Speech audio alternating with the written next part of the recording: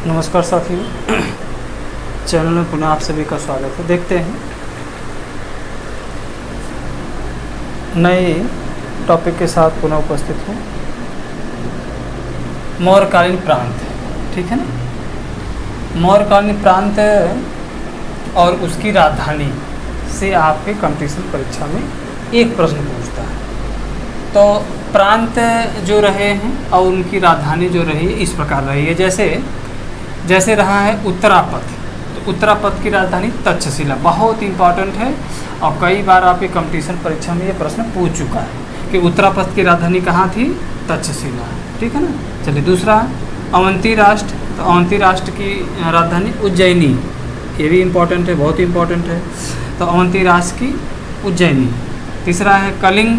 तो कलिंग की तोसली, बहुत ही इंपॉर्टेंट है, ये भी कई बार पूछ चुका है।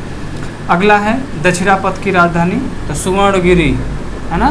दक्षिणापथ सुवर्णगिरी इसकी राजधानी रही है, ये भी बहुत ही इंपॉर्टेंट है। अगला है प्राची या पूर्वी प्रांत की राजधानी। तो प्राची या पूर्वी प्रांत की राजधानी कहाँ रहा, पाटलिपुत्र रहा है, ठीक है ना। तो ये भी बहुत इंपॉर्टेंट है। 5 प्रांत है।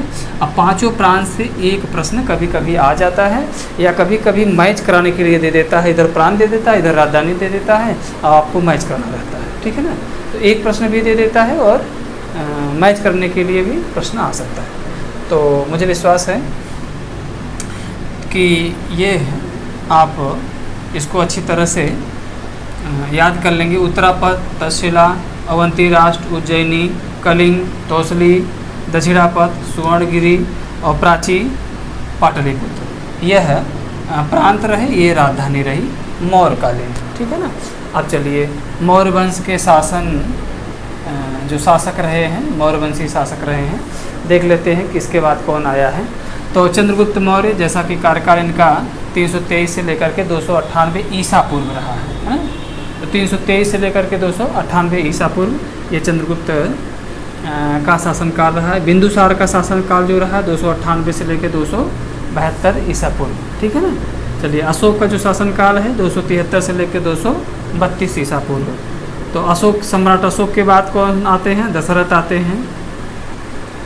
दशरथ के बाद संप्रति आते हैं, संप्रत के बाद शालिशुक आते हैं और शालिशुक के बाद जो है देववर्मन आते हैं और देववर्मन के बाद जो है सतधनुष आते हैं और सतधनुष के बाद जो है बृहदत्त आते हैं।